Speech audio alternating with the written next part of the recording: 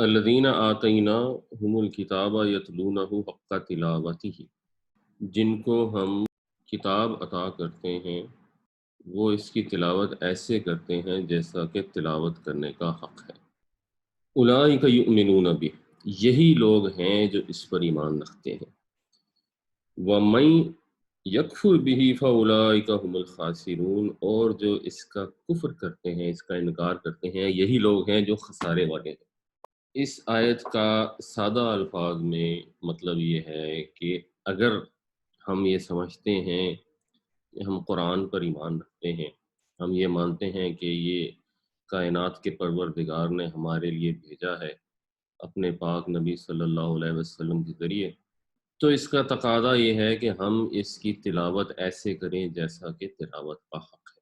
اور اگر ہم ایسا نہیں کرتے تو پھر یہ ایک لحاظ سے اس سے کفر کے مترادف ہے، اور جو اس کا انکار کریں گے وہ تو لازماً خسارے میں ہیں۔ ایمان لانے والے صحیح معنوں میں وہی ہیں جو اس کی تلاوت ایسے کریں جیسے کہ تلاوت کا حق ہے، اور تلاوت کا حق تبھی پورا ہو سکتا ہے جب ہم سمجھ پائیں کہ اس میں کیا ہے، اس کتاب کا مطلب کیا ہے، اس میں کہا کیا جا رہا ہے، پروردگار عالم ہم سے کیا فرما رہا ہے۔ شروع کرنے سے پہلے ماضی کی گردان ہے ضربا، اس نے مارا، ضربو، ان سب نے مارا، ضربتا، تو نے مارا، ضربتم، تم سب نے مارا، ضربتو، میں نے مارا، ضربنا، ہم نے مارا۔ یضربو، اب یہ مضارع کی گردان ہے۔ یضربو کا مطلب بنتا ہے وہ مارتا ہے یا مارے گا۔ یضربونا جمع ہو جائے گی، وہ مارتے ہیں یا ماریں گے۔ تضربو، تو مارتا ہے یا مارے گا۔ تضربونا، تم مارتے ہو۔ اضربو، میں مارتا ہوں۔ نضربو، ہم مارتے ہیں یا ماریں گے۔ تو پہلی آیت قرآن شریف جہاں سے شروع ہوتا ہے، شروع میں لکھی جاتی ہے، کچھ لوگ سمجھتے ہیں کہ یہ سورہ فاتحہ کا حصہ ہے، کچھ سمجھتے ہیں نہیں ہے، اس سے پہلے کو بہت زیادہ فرق نہیں پڑتا۔ قرآن شریف شروع اسی سے ہی ہوتا ہے، اور جب بھی کوئی بھی صورت پڑھی جاتی ہے بسم اللہ ہی سے شروع کی جاتی ہے۔ تو پہلی آیت ہے بسم اللہ الرحمن الرحیم۔ بسم اللہ الرحمن الرحیم میں پہلا جو لفظ ہے یہ بنیادی طور پہ ہے بے جمع اسم۔ اسم کا مطلب سب جانتے ہیں نام ہوتا ہے، بے کا مطلب بنتا ہے کے ساتھ، سے، یعنی بے ایک پریپوزیشن ہے جس کے مختلف مواقع پہ مختلف مطلب ہو سکتے ہیں۔ یہاں اس کا آسان مطلب یہ بنے گا کہ میں جو بھی کام کرنے لگا ہوں، اب میں شروع کرنے لگا ہوں تو میں اللہ کے نام سے شروع کرتا ہوں۔ اللہ جو ہے اللہ تعالیٰ کا ذاتی نام ہے۔ اللہ تعالیٰ کے بہت سارے نام قرآن شریف میں آئے ہیں جو اللہ تعالیٰ کے صفاتی نام ہیں۔ یہ اللہ جو ہے یہ ذاتی نام ہے۔ کچھ لوگوں کا خیال ہے کہ یہ اس سے مراد الہ ہے۔ الہ اس کو کہتے ہیں جو آپ کے کسی کام آ سکے بغیر کسی مادی وسائل کے، یا الہ کہتے ہیں جو عبادت کے لائق ہے۔ اللہ تعالیٰ ہی عبادت کے لائق ہے، اللہ کے سوا کوئی عبادت کے لائق نہیں۔ یہ توحید ہی ہے جس کے اوپر بنیاد ہے دین کی، اور اس بنیاد کے مطابق اللہ کے سوا کسی سے نہ عبادت کی جا سکتی ہے، نہ کسی سے مدد مانگی جا سکتی۔ تو ہم اللہ کے نام سے شروع کرتے ہیں، اور اللہ تعالیٰ نے جب قرآن کی پہلی آیت شروع ہوئی اور پہلا اپنے نام سے اللہ نے شروع کیا ہے، تو اللہ تعالیٰ نے جو دو صفات استعمال کی ہیں وہ شروع ہوئی رحمت کی صفات ہیں، الرحمن الرحیم۔ الرحمن جو ہے یہ مبالغے کا صیغہ ہے، اور الرحمن کا مطلب یہ ہے جس میں انٹینسٹی پائی جاتی ہو، جیسے طوفان ہوتا ہے، طغیان ہوتا ہے، جس میں انٹینسٹی ہوتی ہے، شدت ہوتی ہے۔ الرحمن کا مطلب ہے کہ اللہ تعالیٰ کی رحمت ہے وہ بے پناہ ہے، جبکہ الرحیم بھی مبالغے کا صیغہ ہے لیکن اس کا ایک ڈفرنٹ شیڈ ہے۔ الرحیم کا مطلب یہ ہے کہ وہ جس کی رحمت قائم رہنے والی ہے، جس میں دوام ہے، جس کی رحمت ختم نہیں ہوتی۔ یعنی اللہ تعالیٰ کی رحمت نے جوش مارا، اللہ تعالیٰ نے انسان کو پیدا فرما دیا، اللہ تعالیٰ نے انسان کے لیے تمام وسائل عطا فرما دیے، اللہ نے انسان کے نفس کے اندر اچھے برے کی تمیز رکھ دی، لیکن اس کے بعد یہ نہیں ہوا کہ وہ رحمت ختم ہوگی، اس میں دوام ہے، وہ کنٹینیوڈ ہے، اور اللہ تعالیٰ کی رحمت چل رہی ہے، اور ہمیں اس کے بعد بھی اللہ تعالیٰ نے ہدایت کا ہمارے لیے معاملہ فرمایا، اس کے بعد بھی اللہ تعالیٰ نے ہمارے رزق کے لیے ہمارے جتنے انتظامات اللہ کی رحمت کی وجہ سے جو تقاضا بنتا تھا، اللہ تعالیٰ ان کو کنٹینیو فرمائے۔ تو شروع اللہ کے نام سے، جس کی رحمت بے پناہ ہے اور جس کی رحمت کبھی نہ ختم ہونے والی۔ الحمدللہ رب العالمین۔ الف لام عربی میں لگایا جاتا ہے کسی چیز کو خاص کرنے کے لیے، اور اس کے پھر ڈپینڈنگ آن دا سچویشن کئی مطلب ہوتے ہیں۔ یہاں الف لام سے مطلب بنتا ہے سب کا سب۔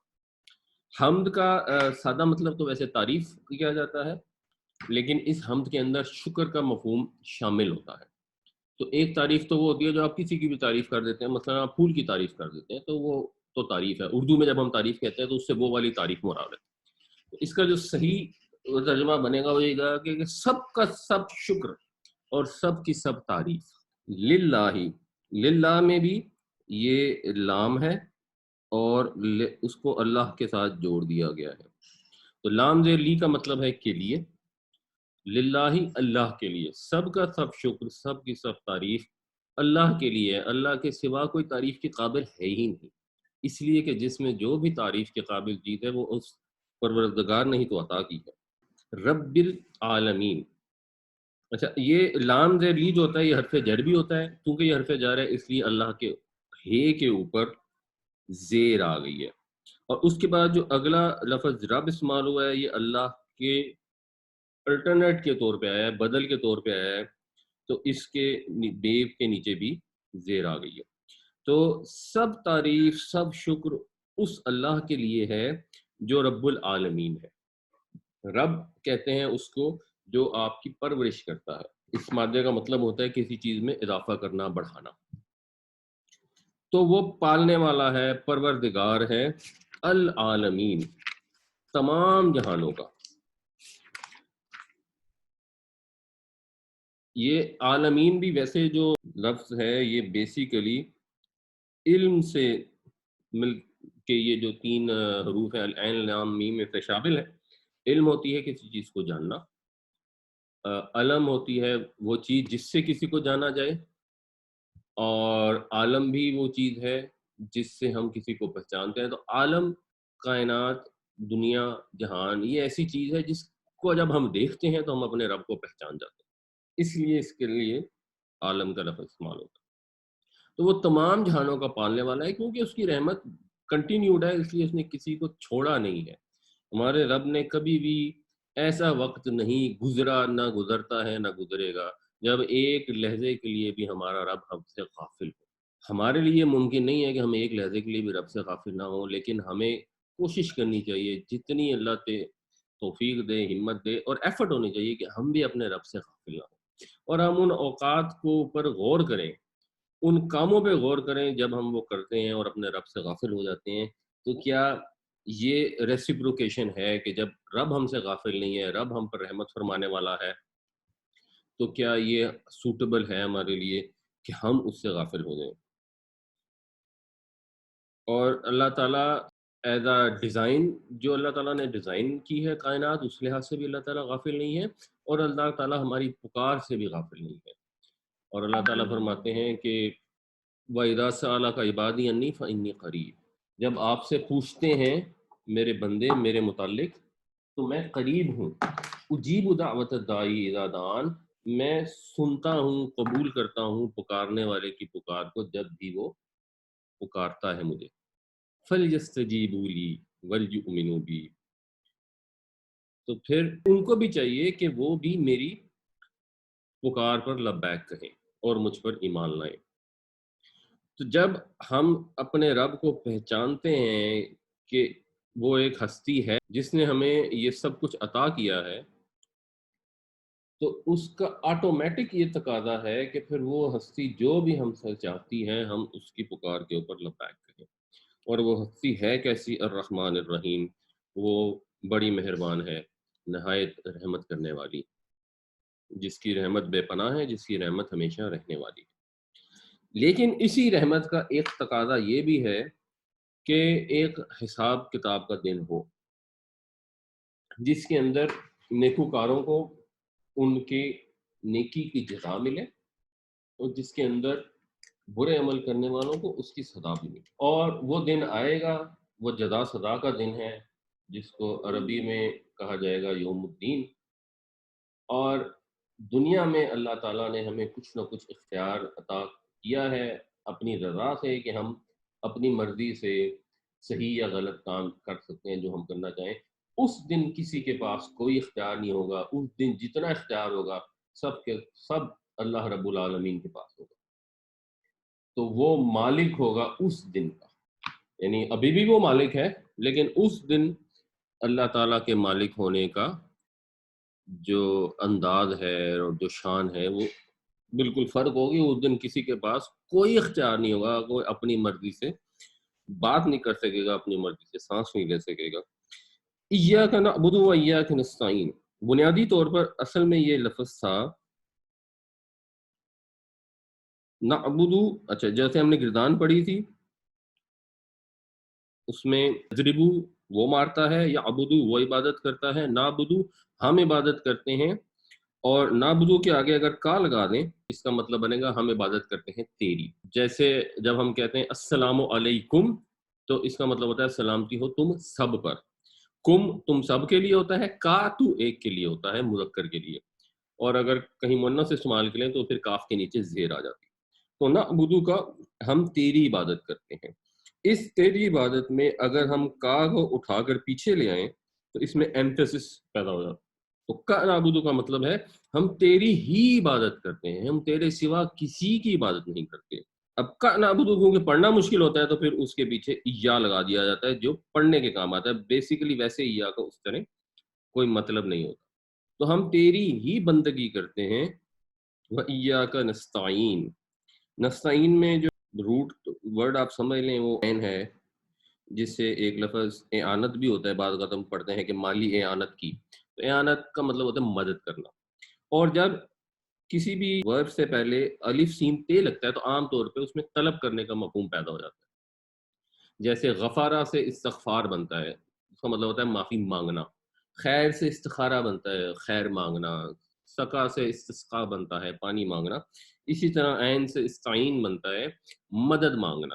اور اس کا بھی وہی سٹرکچر ہے کہ ہم تیری ہی عبادت کرتے ہیں اور تجھ ہی سے مدد مانگتے ہیں، تیرے سوا ہم کسی سے مدد نہیں مانگتے۔ اس سے بعض اوقات لوگوں کو تھوڑی سی غلط فہمی ہو جاتی ہے کہ جی ہم ویسے بھی تو کوئی غریب آدمی امیر آدمی سے مدد مانگ سکتا ہے۔ اس مدد میں اور اس مدد میں فرق ہے۔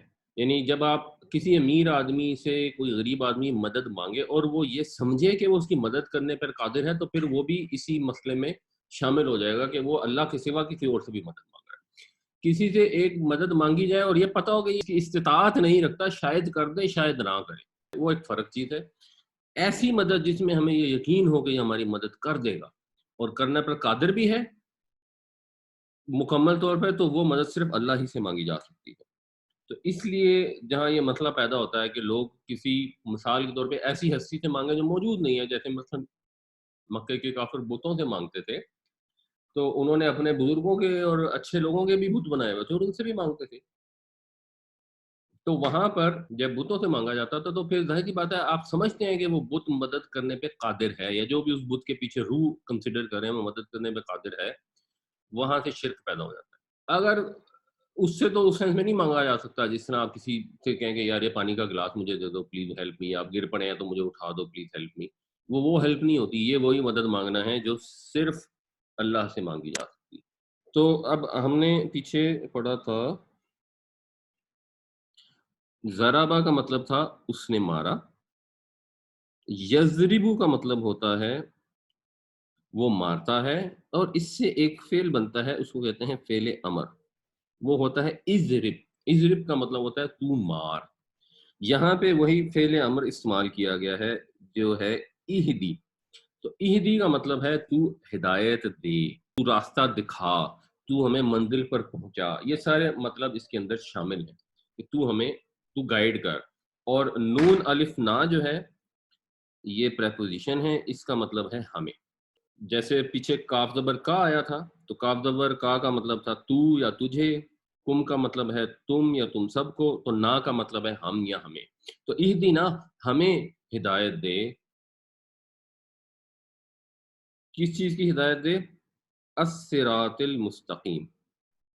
صراط اردو میں بھی استعمال ہوتا ہے، بلکہ صراط مستقیم ہی اردو میں استعمال ہوتا ہے، جس کا مطلب ہے سیدھا راستہ. کیا اللہ ہمیں سیدھے راستے کی ہدایت عطا فرماؤ. یہ سیدھا راستہ کیا ہے، اس کی ایک ایکسپلینیشن آگے آ رہی ہے کہ صراط الذین، الذین کا الذی کا مطلب ہوتا ہے وہ جو ایک، اور الذین وہ سب. تو صراط الذین ان سب کا راستہ، انعمتا، ضربتا کا مطلب ہے تو نے مارا، انعمتا کا مطلب ہے تو نے انعام کیا. اور اس کے آگے آ رہا ہے علیہم، علیہم ہے اللہ اور ہم. تو جس طرح نون زبر نا ہم کے لیے ہوتا ہے، ہم جو ہے وہ ان کے لیے ہوتا ہے. تو ان لوگوں کا راستہ انعام کیا تو نے ان پر، یعنی راستہ دکھا ان لوگوں پر جن پر تیرا انعام ہوا. کن پر انعام ہوا؟ انعام اللہ تعالیٰ کا ان پر ہوا، وہ لوگ جو مانتے رہے باتیں اللہ تعالیٰ کی، اللہ کے رسولوں کی. اولئک مع الذین انعم اللہ علیہم من النبیین والصدیقین والشہداء والصالحین. تو اللہ تعالیٰ ہمیں ان کے راستے پر چلا، ان لوگوں کے راستے پر چلا جو تیرے فرمان بردار ہوئے، جو نبیوں کا راستہ تھا، صدیقوں کا راستہ تھا، شہداء کا راستہ تھا، صالحین کا راستہ تھا. اور ہمیں بھی توفیق عطا فرما کہ ہم بھی صالحین میں یا شہداء اور صدیقین میں شامل ہو سکیں. تو مگر غیر المغضوب، غیر کا مطلب ظاہر ہے جیسے اردو میں کہتے ہیں غیر ملکی، کوئی دوسرا جو وہ چیز نہ ہو. المغضوبی، مغضوب عربی میں ایک ہوتا ہے فاعل اور ایک ہوتا ہے مفعول. تو مثال کے طور پر ہم اس میں لفظ استعمال کرتے ہیں، ایک لفظ ہوتا ہے قاتل اور ایک لفظ ہوتا ہے مقتول. تو قاتل وہ ہے جو قتل کرتا ہے، مقتول وہ ہے جو قتل کیا جاتا ہے.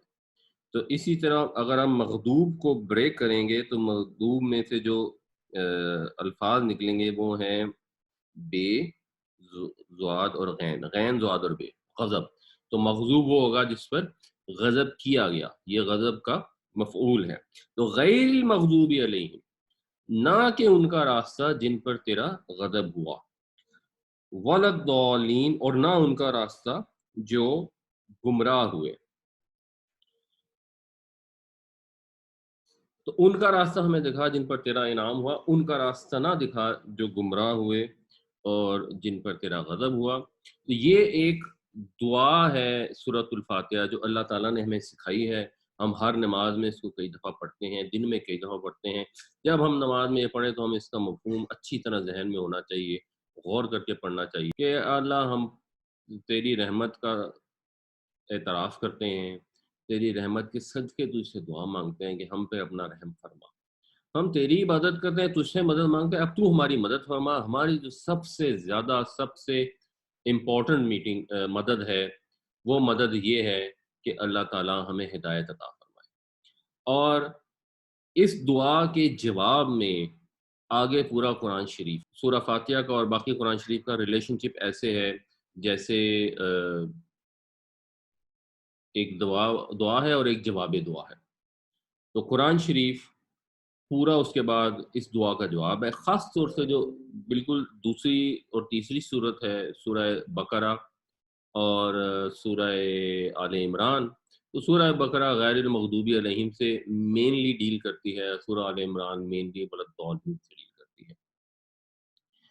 ولد دالین سے مراد ہیں، دال کا مطلب ہوتا ہے کسی چیز کی تلاش میں بھٹکنا یا بہک جانا یا رستے سے بھٹک جانا. اور دال کے اندر زیادہ جو عنصر شامل ہوتا ہے وہ ایکچولی شامل ہوتا ہے کہ محبت کی وجہ سے، محبت کے بہت بڑھ جانے کی وجہ سے سمجھ آنی بند ہو جانا. تو بنیادی طور پر عیسائیوں کے ساتھ یہ ہوا کہ انہوں نے اللہ کے نبی حضرت عیسیٰ علیہ السلام کے ساتھ اتنی محبت کی کہ اس محبت میں حد سے بڑھ گئے اور راستے سے بھٹک گئے، اور انہوں نے حضرت عیسیٰ علیہ السلام کو ان کے عظیم ترین رتبے کہ اللہ تعالیٰ کے رسول تھے اس سے ہٹا کر اللہ کا شریک بنا دیا اور وہ رستے سے بھٹک گئے۔ تو سورہ آل عمران کا مین ایک تھیم جو ہے نا وہ عیسائیوں سے متعلق ہے، وہاں پہ ان کی جو غلطیاں اور کمزوریاں اور خامیاں اور گمراہیاں ان کو ڈسکس کیا گیا ہے۔ اور جو مغضوب ہے، جن پر غضب ہوا، وہ قوم سورہ بقرہ جب ہم پڑھیں گے تو اس میں ایک سے زیادہ دفعہ پر یہ ذکر آتا ہے کہ ان پر اللہ کا غضب ہوا، وہ یہودیوں کی قوم ہے، بنی اسرائیل، جو حضرت موسیٰ علیہ السلام کے ماننے والے تھے امیجیٹ۔ اس کے بعد ویسے تو عیسائی بھی بنی اسرائیل ہی کی قوم ہے، اور عیسائی بھی حضرت موسیٰ علیہ السلام ہی کی شریعت پر تھے، لیکن حضرت عیسیٰ علیہ السلام خود ایک رسول تھے، تو پھر عیسائیوں اور یہودیوں کو اس سینس میں علیحدہ کیا جاتا ہے کہ جو حضرت عیسیٰ کے آنے والے عیسائی پر ایمان لے آئے۔ یہ بالکل اسی طرح ہے جیسے حضرت ابراہیم علیہ السلام کے سب ماننے والے مسلمان ہیں، تو حضرت موسیٰ کے ماننے والے بھی مسلمان تھے، حضرت عیسیٰ کے ماننے والے مسلمان تھے، لیکن اب ہم جب گفتگو کرتے ہیں تو ہم مسلمان اس کو کہتے ہیں جو نبی کریم صلی اللہ علیہ وسلم پر ماننے والا ہے، اور جو نبی کریم صلی اللہ علیہ وسلم کا انکار کرتا ہے اس کو مسلمان نہیں کنسیڈر کرتے۔ تو اگلی دو صورتیں جو ہیں وہ اس کا امیجیٹ جواب ہے، اور ویسے پورا قرآن شریف اس دعا کا جواب ہے کہ یا اللہ ہمیں سیدھے راستے کی ہدایت فرما، تاکہ وہ دن جو جزا سزا کا آئے گا جس کے اندر ہمارے پاس کوئی اختیار نہیں ہوگا، اور جس دن یہ فیصلہ ہوگا کہ اب ابدی زندگی ہماری کیسے گزرے گی، ہمیں اس کے لیے، ہم کمزور ہیں، ہمیں راستہ چاہیے، تو یا اللہ ہمیں راستہ دکھا۔ اچھا جی، سورہ بقرہ ہے، بسم اللہ الرحمن الرحیم ہر سورت کی شروع میں لکھی جاتی ہے۔ الف لام میم، یہ ہم نے ریسنٹلی سورہ نون کی ڈسکشن میں بھی ڈسکس کیا تھا کہ الف لام میم ایک طرح سے سورت کا نام ہے، اور اس وقت ڈسکشن میں ہم نہیں جاتے، بٹ اس میں مثلا ہم نے یہ ڈسکس کیا تھا کہ جو الفا بیٹا گیما ہوتے ہیں، تو اس میں جو الفا ہے اس کی شکل جو ہے وہ بیل کے یا گائے کے سر کی طرح بنائی جاتی تھی مصریوں کے ہاں بھی، اور ادھر جو لیٹن الفابیٹ سے اس کے اندر بھی، اور اس صورت میں گائے کا بھی ذکر آتا ہے، تو غالباً یہ اس وجہ سے الف کا لفظ لگا ہے، اور لام اور میم کی بھی کوئی حکمت ہوگی۔ میم ویسے سمندر کی لہر کی طرح بھی لکھی جاتی ہے، تو میم میں بعض اوقات تو اس میں بیچ میں کچھ سمندر کا بھی ذکر آتا ہے، بٹ زیادہ قرین قیاس یہ کہ الف لام میم ایک سورت کا نام ہے۔ اب نام جب ایک چیز کا ہو تو اس کی اس طرح میننگ ضروری نہیں ہوتے، جیسے مثال کے طور پر لاہور کا نام لاہور ہے، تو اس کا مطلب یہ ہے کہ یہ ایک شہر جس کو ہم اس نام سے پہچانتے ہیں، اس میں ضروری نہیں ہے کہ اب لاہور کا کوئی مطلب بھی ہو، بعض اوقات ہو بھی سکتا ہے، جیسے اسلام آباد ہے تو اسلام آباد کا ایک مطلب بنتا ہے، یا فیصل آباد کا ایک مطلب بنتا ہے کہ جی یہ شاہ فیصل کے نام کے اوپر اس کا نام رکھا گیا تو یہ فیصل آباد ہے۔ فیصل کا خود مطلب جو ہے وہ فیصلہ کرنا ہوتا ہے، جدا جدا کر دینا ہوتا ہے، لیکن کسی کا نام فیصل ہو تو اس کا مطلب ضروری نہیں ہے کہ وہ فیصلہ کرنے کی صلاحیت رکھتا ہے یا کسی ایسے عہدے پہ، تو بس نام سے مراد ہوتی ہے کسی چیز کو پہچاننا۔ سورہ بقرہ کو پہچاننے کے لیے ایک اور یہ عربوں کے عام سٹائل تھا، اس لیے کبھی اس پہ کوئی مشرکین نے کسی کو اعتراض نہیں کیا کہ یہ 3 حروف ایسے کیوں ہیں جن کا کوئی مطلب نہیں ہے۔ ہاں، ان حروف کی یہ سگنیفیکنس ضرور ہے کہ جب ہم الف لام میم بھی پڑھتے ہیں، جو ایسے حروف ہیں جو اگر ہم سمجھے کہ نام ہے یا ہم یہ سمجھے تو تب بھی ہمیں ثواب ضرور ملتا ہے، تو قرآن شریف کے ہر حرف پڑھنے پر ثواب ملتا ہے۔ ہاؤ ایور، قرآن شریف کا مقصد صرف یہ نہیں ہے کہ ہم بس ثواب کما سکیں، قرآن شریف کا بنیادی مقصد ہے کہ ہم نے اللہ سے دعا کی، اللہ تعالیٰ نے اس کے جواب میں ہمیں ہدایت عطا فرمائی ہے، تو مقصد یہ ہے کہ ہم ہدایت حاصل کریں۔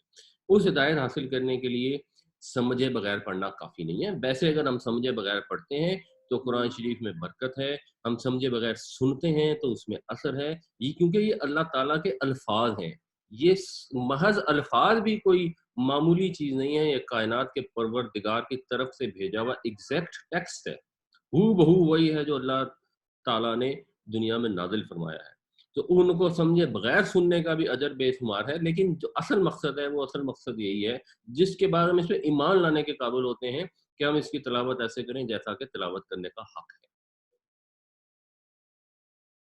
اچھا جی، ذالک الکتاب، ذالکا ویسے اس میں بعید ہے، اس کا مطلب सादा अल्फाज में होता है वो, लेकिन जब टेक्स्ट में आता है तो ज़ालिका से मुराद वो होती है जिसका जिक्र पीछे हुआ हो, और हाजा जब लिखते हैं तो उसके बाद फिर जिस किसी की बात हो रही होती है वो आगे आ रही होती है।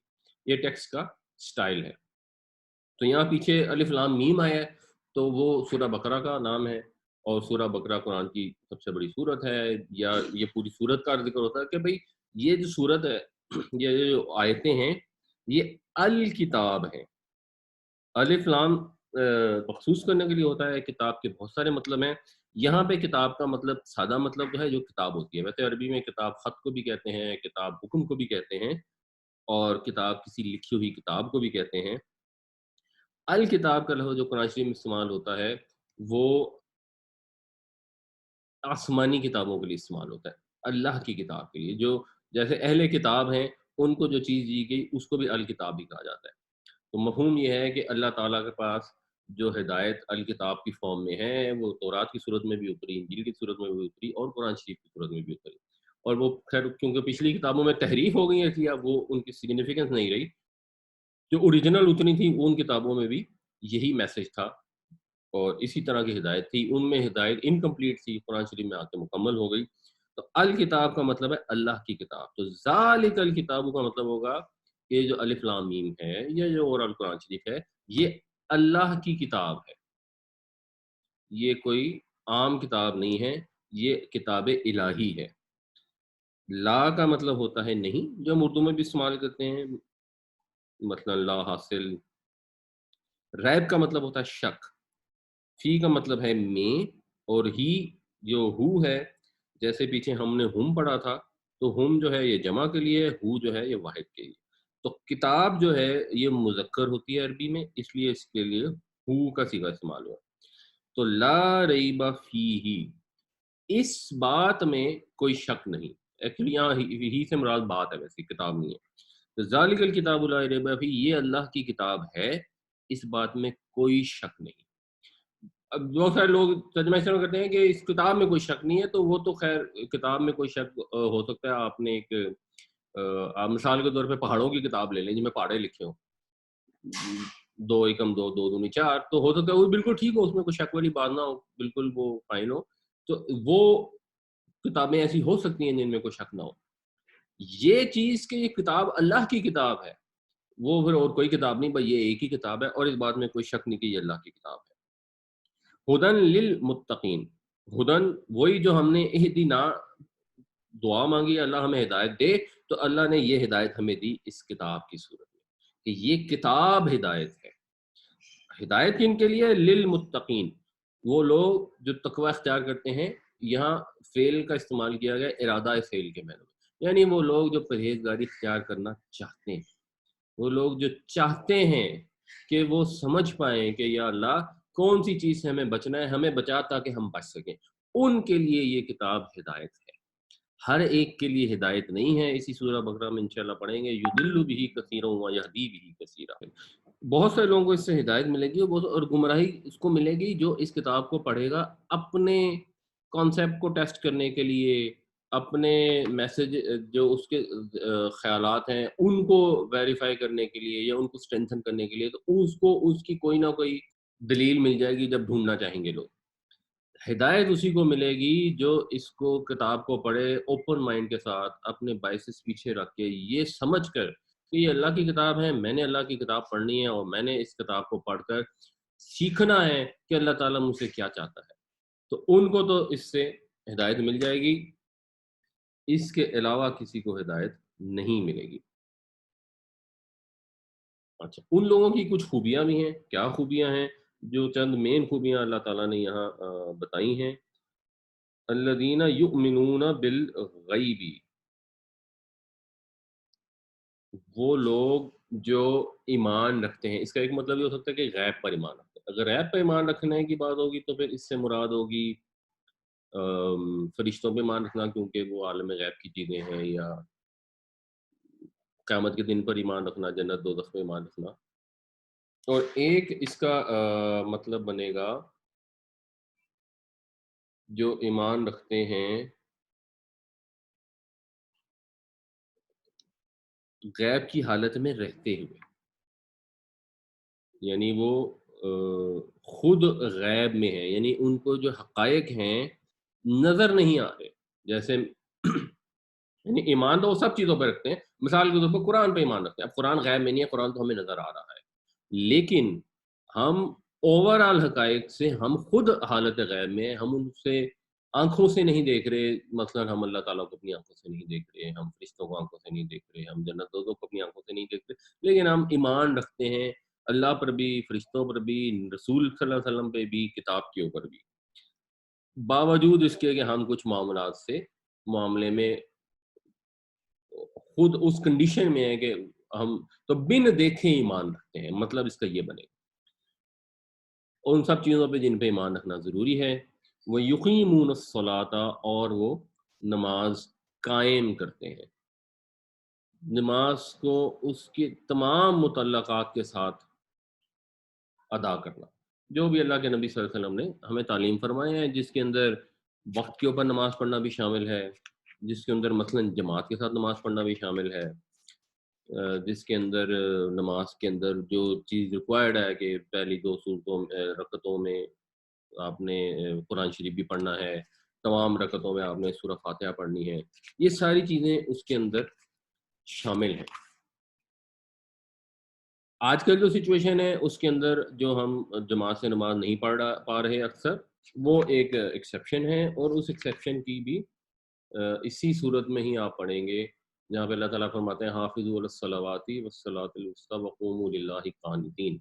اپنی نمازوں کی حفاظت کرو، درمیانی نماز کی خاص حفاظت کرو، کیونکہ عصر کی نماز کے قضا ہونے کا ذرا رسک زیادہ ہوتا ہے، اور اللہ کے سامنے فرما بردار ہو کے کھڑے ہو جا. فَإِنْ خِفْتُمْ، مگر اگر تمہیں ڈر ہو، فرجالن اور رکبانا، تو پھر تم کھڑے کھڑے بھی پڑھ سکتے ہو، سواری کے اوپر بھی پڑھ سکتے ہو. اور پھر جو ایسی سچویشن ہو تو یہ اللہ تعالیٰ نے خود اجازت عطا فرمائی ہے. فَإِذَا أَمِنْتُمْ فَاذْكُرُوا اللَّهَ كَمَا عَلَّمَكُم مَّا لَمْ تَكُونُوا تَعْلَمُونَ. اور پھر جب تم امن کی حالت میں آ جاؤ تو پھر اسی طرح اللہ کو یاد کرو جیسے اللہ تعالیٰ نے سکھایا جو تم نہیں جانتے تھے. لیکن جو ہمیں یہ معلوم ہوتا ہے جب جنگ کی حالت آئے اور اس کے اندر وہ نماز کا بتایا تھا، تو اس میں ساتھ یہ بھی بتایا گیا کہ جب تم ایسی نماز پڑھو جو صحیح طریقے سے نہ پڑھ پاؤ، مفہوم اس کا یہ ہے، تو پھر اللہ کا ذکر اور زیادہ کر دو تو in manner to compensate it. کیونکہ نماز جو ہے یہ ذکر کی وہ فارم ہے، خاص طور سے جو جب پراپر نماز پڑھی جاتی ہے اور جماعت کے ساتھ پڑھی جاتی ہے یہ بھی، اور جب ہم علیحدہ سے گھر میں جب نفل نمازیں جو نارمل کنڈیشن میں ہم نے نفل گھر میں پڑھنی ریکمینڈڈ ہے، تو وہ فارم ہوتی ہے جو ذکر کی اعلیٰ ترین فارم ہے، جس میں ہم اللہ تعالیٰ کے ساتھ ڈائریکٹ کمیونیکیٹ کرتے ہیں، باقی ہر چیز سے ہم کٹ جاتے ہیں. ویسے اللہ کا ذکر عام حالات میں بھی کرنا ہوتا ہے، ہم دنیا کا کوئی بھی کام کر رہے ہیں اللہ ہر حال میں ہمیں یاد رہنا چاہیے. جس کے لیے اللہ کے نبی صلی اللہ علیہ وسلم نے بہت ساری دعائیں بھی ہمیں سکھائی ہیں، ہر بات کو سبحان اللہ، الحمدللہ، اللہ اکبر، ماشاء اللہ، یا کھانے کی دعا، اٹھنے کی دعا، بیٹھنے کی دعا، ہر چیز کی اللہ کے نبی پاک صلی اللہ علیہ وسلم نے دعائیں سکھائی ہیں. تو وہ ذکر بھی ہے، لیکن نماز ذکر کی ایک طرح سے ڈسپلن ترین فارم ہے. تو اس موسٹ ڈسپلن فارم کے اندر اگر ہم کسی وجہ سے نہ جا پائیں تو ہم جب عام حالات میں نماز پڑھیں تو ہم پھر یعنی نماز اگر ہم خوف والی نماز پڑھیں، جو آج کل کی نماز بھی ایک طرح سے نماز خوف ہے، تو ہم اس کو کمپنسیٹ کرنے کے لیے اضافی ذکر کریں. تو بار گئے تو وہ یقیمون الصلاۃ، اور نماز قائم کرتے ہیں، وَمِمَّا رَزَقْنَاهُمْ يُنْفِقُونَ. یہ مما جو ہے یہ بیسیکلی ہے من پلس ما. من کا مطلب ہوتا ہے سے، اور ماں کا مطلب ہے، ماں کے ویسے تین مطلب ہوتے ہیں، کیا بھی ہوتا ہے، نہیں بھی ہوتا ہے، اور جو بھی ہے. یہاں پر اس کا مطلب ہے جو. تو مما اس میں سے جو، رزقناہم تو ضربنا تھا ہم نے مارا، رزقنا ہم نے رزق دیا، ہم ان کو. تو اور وہ اس میں سے جو ہم نے ان کو رزق دیا، ینفقون خرچ کرتے ہیں. یہاں پر ایک تو سادہ بات ہے کہ جو لوگ اللہ پر ایمان رکھتے ہیں، وہ لوگ جو ہدایت حاصل کرنا چاہتے ہیں، پرہیزگاری کرنا چاہتے ہیں، ان کی خصوصیات یہ ہیں کہ وہ اللہ پر ایمان رکھتے ہیں بن دیکھے میں، وہ نمازوں کو قائم کرتے ہیں اور وہ خرچ کرتے ہیں. اور خرچ کرنا بہت ضروری ہے اللہ کے راستے میں، اس بات کو ثابت کرنے کے لیے کہ ہم اللہ پر ایمان رکھتے ہیں. لیکن جو دوسرا امپورٹنٹ میسج شروع قرآن میں ہی بتایا جا رہا ہے کہ وہ جو خرچ کرتے ہیں وہ اپنے والد صاحب کی جائیداد میں سے بھی خرچ نہیں کرتے، وہ اپنی محنت کی کمائی سے بھی خرچ نہیں کرتے، وہ خرچ کرتے ہیں اس رزق میں سے جو اللہ نے ان کو دیا ہے۔ ہمیں دنیا میں جو رزق ملتا ہے وہ ہماری ذاتی کاوش کا نتیجہ نہیں ہوتا، در حقیقت وہ ہم پر اللہ کا فضل ہے جس کو اللہ نے رزق دیا ہے۔ تو جب اس میں سے خرچ کرتا ہے تو وہ دیے ہوئے میں سے دیتا ہے، وہ اپنے پلے سے نہیں دیتا۔ تو نہ اس رزق کو اپنا سمجھنا چاہیے، جو بھی اللہ تعالیٰ نے نعمتیں عطا فرمائی ہیں ان سب نعمتوں کا جواب دینا پڑے گا۔ ثم لتسألن یومئذ نعیم، اس دن پھر ان سے تم سے سوال کیا جائے گا لازماً ضرور بالضرور نعمتوں کے متعلق۔ اور وہ لوگ، ایک حدیث میں ذکر آتا ہے کہ ایک صحابی تھے جو بہت امیر تھے، تو ان کا ذکر آتا ہے کہ یہ جنت میں تو داخل ہوں گے لیکن ان کو جنت میں داخل ہونے میں کئی سو سال لگ جائیں گے، کیونکہ پہلے ساری چیزوں کا حساب دیں گے، اس کے بعد جنت میں جائیں گے۔ تو جو اللہ نے ہمیں نعمتیں دی ہیں وہ نعمتیں بھی در حقیقت اللہ کی طرف سے ایک آزمائش ہے۔ یعنی عام آدمی یہ سمجھتا ہے کہ اگر کسی انسان کو دنیا میں رزق نہیں ملا، مالی تنگی ہے، تو وہ بڑا بیچارہ بڑی آزمائش میں ہے، جو بالکل درست ہے، وہ آزمائش ہے۔ اللہ تعالیٰ ایسی آزمائش سے ہمیں محفوظ فرمائے۔ ہم دعا یہی کرتے ہیں کہ اللہ تعالیٰ ہمیں مفلسی سے بچائے۔ مگر جس کو اللہ تعالیٰ نے نعمتیں دی ہیں، جس کو امیر بنایا ہے، جس کو خوشحالی عطا فرمائی ہے، وہ بھی آزمائش ہے، دونوں آزمائش ہے۔ ہم نے تم کو بانٹ دیا، اور کچھ لوگوں کو ہم نے خوشحالی دی، کچھ کو تاکہ ہم آزمائیں انہیں، وَبَلَوْنَاهُمْ، تو ہم ان کو آزمائیں حسنات سے بھی اور خوشحالی سے بھی اور تنگی سے بھی۔ تو جب اللہ کسی کے اوپر تنگی ڈالتا ہے تو اس کا یہ امتحان ہے کہ وہ اس میں کیسا رویہ اختیار کرتا ہے، کیا وہ صبر کرتا ہے کہ شکوے اور گلے اور شکایتیں شروع کر دیتا ہے۔ اسی طرح جب اللہ تعالیٰ کسی کو رزق عطا فرماتا ہے تو اللہ تعالیٰ اس کو بھی آزمائش میں ڈالتا ہے کہ وہ کیسا رویہ اختیار کرتا ہے۔ جب ہمیں اللہ پاک نے کچھ دیا ہے تو اب یہ ہماری آزمائش ہے، ہماری آزمائش ہے کہ ہم اس رزق کا کیا کرتے ہیں، کیا ہم اس کو فضول خرچی میں اڑا دیتے ہیں، اس کا اسراف کرتے ہیں، یا اس کے اوپر سام بن کر بیٹھ جاتے ہیں۔ یہ دونوں رویے غلط ہیں۔ یا اپنے آپ کو کچھ سمجھنا شروع کر دیتے ہیں کہ ہم نے بڑا کمال کر لیے، کہ ہم نے اتنے پیسے کما لیے ہیں، یہ بھی آزمائش ہے۔ اور یہ جو اگر ہم یہ تینوں چیزیں کرتے ہیں تو ہم اس آزمائش میں فیل ہو جاتے ہیں۔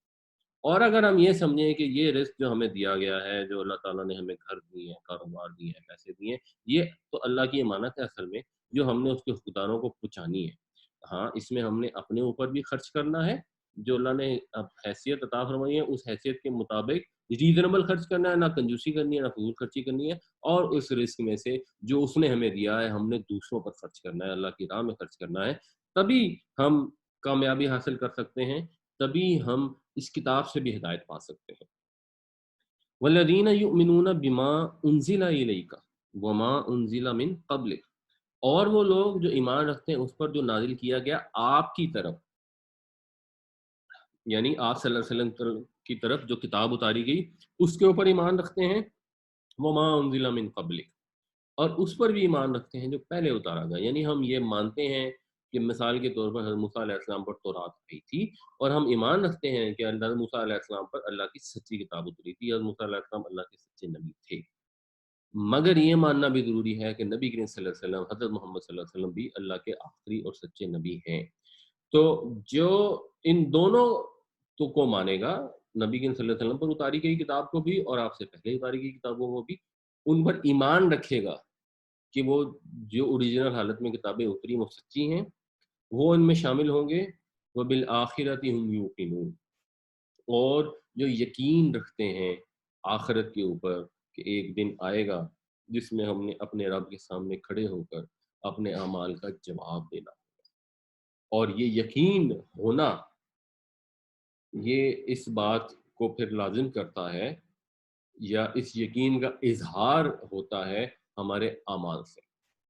ایک شخص جو یہ سمجھے کہ اچھا کوئی بات نہیں، کچھ نہیں ہوتا، کوئی نہیں، اللہ مالک ہے، اللہ رحمان ہے، جو میں دل کرتا ہے کیے جاؤ، جیسے دل چاہتا ہے جیے جاؤ، اچھا یہ 10 چیزوں سے بچ جاؤ اور 10 چیزوں سے نہیں بچے کوئی خیر نہیں، اتنا تو چل ہی جاتا ہے، اتنا تو اللہ معافی ہے۔ تو اس کا مطلب اس کو آخرت میں یقین نہیں ہے، اس کا مطلب ہے وہ سمجھتا ہے کہ آخرت والے دن اس کو جا کر اپنے غلط اعمال کی سزا نہیں بھگتنی پڑے گی۔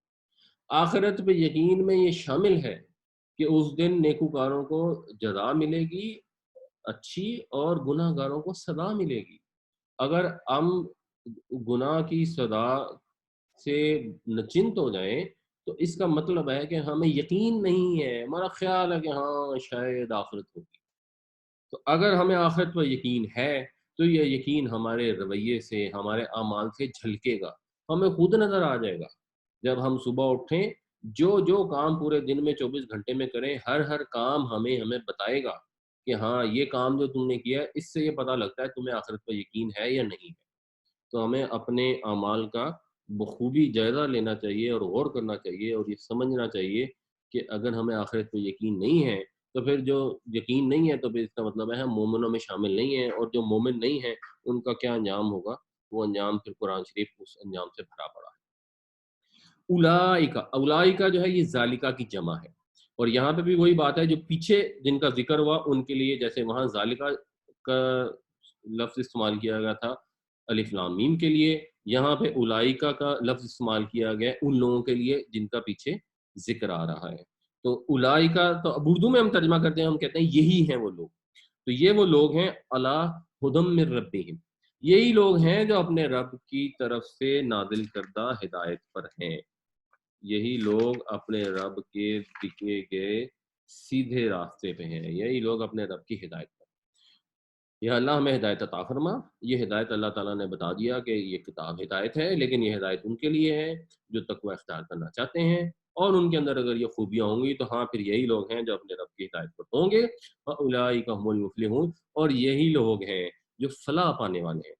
فلاح کا یہاں پہ اگر ہم اس کو دیکھیں تو بیسیکلی اس کے اندر جو روٹ ہے وہ فے لام شے ہے، اور فے لام ہے کا مطلب ہوتا ہے کوئی کامیابی ایسی حاصل کرنا جس سے انسان خوش ہو جائے، جو آپ کو خوش کر دے. اور یہ جیسے اسی سے شاید آپ لوگوں نے یہ لفظ پڑھا ہوگا فلاح. فلاح جو ہوتا ہے یہ کسان کو کہتے ہیں. تو کسان بھی جب بیج بوتا ہے، پھر اس میں سے کوپل نکلتی ہے، پھر پودا نکلتا ہے، اور پھر فصل پک کر جب تیار ہوتی ہے تو اس کی خوشی کا ٹھکانہ نہیں رہتا. اسی طرح جب انسان دنیا میں اچھے اعمال کر کے وہاں پہنچے گا اور اس کو جزا میں جنت مل جائے گی تو اس کی خوشی کا کوئی ٹھکانہ نہیں ہوگا، اور وہ کامیابی ہوگی. تو کامیابی بنیادی طور پر یہ ہے کہ انسان اپنے رب کی ہدایت پر چل سکے. کامیابی بظاہر جس کو ہم دنیا میں سمجھتے ہیں کہ ایک آدمی نے اپنا گھر بنا لیا تو کامیاب ہو گیا، اس نے بچوں کی شادیاں بڑے اچھے طریقے سے کر دی تو کامیاب ہو گیا، اس نے کوئی امتحان میں کامیابی حاصل کر لی تو کامیاب ہو گیا. یہ کامیابی اللہ تعالیٰ کے نزدیک کامیابی نہیں ہے. اللہ کے ہاں کامیابی یہی ہے کہ انسان آخرت میں جب پہنچے تو وہاں پر کامیابی حاصل کرے، وہی حقیقی کامیابی ہے. اسی کامیابی کے متعلق سوچنا چاہیے، اور وہ کامیابی ثابت ہوگی وہاں جا کر. لیکن دنیا کے اندر بھی ہم جب اپنے اعمال کا معائنہ کریں تو ہمیں اندازہ ہو جاتا ہے کہ ہم کس حد تک کامیاب ہو رہے ہیں. ان الذین کفروا، بے شک، اچھا انا کا مطلب ہوتا ہے بے شک، الذین وہی جو پیچھے بھی آیا، وہ جو کفروا، کفر کا مطلب انکار کرنا ہوتا ہے. ویسے کافر کا لفظ بھی جو ہے یہ کسان کے لیے استعمال ہوتا ہے، اور قرآن شریف میں بھی ایک جگہ استعمال ہوا ہے. اور بنیادی طور پہ اس کا جو مطلب ہوتا ہے وہ ہوتا ہے کہ چیز کو ڈھانکنے کا، چھپانے کا.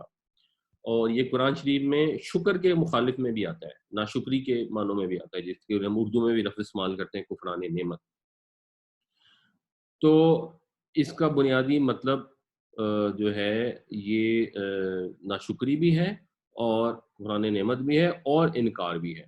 اور اس کا یہ چھپانے ڈھانکنے کے معنی میں آتا ہے، یعنی مطلب یہ کہ انسان کو حق سمجھ آ جائے اور اس کے بعد وہ جان بوجھ کے اس کا انکار کر دے. اور حق جو ہے وہ اتنا مشکل نہیں ہے، وہ سمجھ آ جاتا ہے کسی نہ کسی موقع پر انسان کو کم از کم. تو وہ لوگ جنہوں نے کفر کیا، سواء علیہم، سوا اردو میں ہم استعمال کرتے ہیں لفظ مساوات یا مساوی یا خط استوا، اس میں بھی یہی روٹ ہوتا ہے جس کا مطلب ہوتا ہے برابر. خط استوا کو انگریزی میں کہتے ہیں ایکویٹر، جو آدھا آدھا کاٹ دیتا ہے، برابر کر دیتا ہے. سواء برابر ہے، علیہم جیسے غیر المغضوب علیہم آیا تھا ویسے ہی یہ علیہم ہے.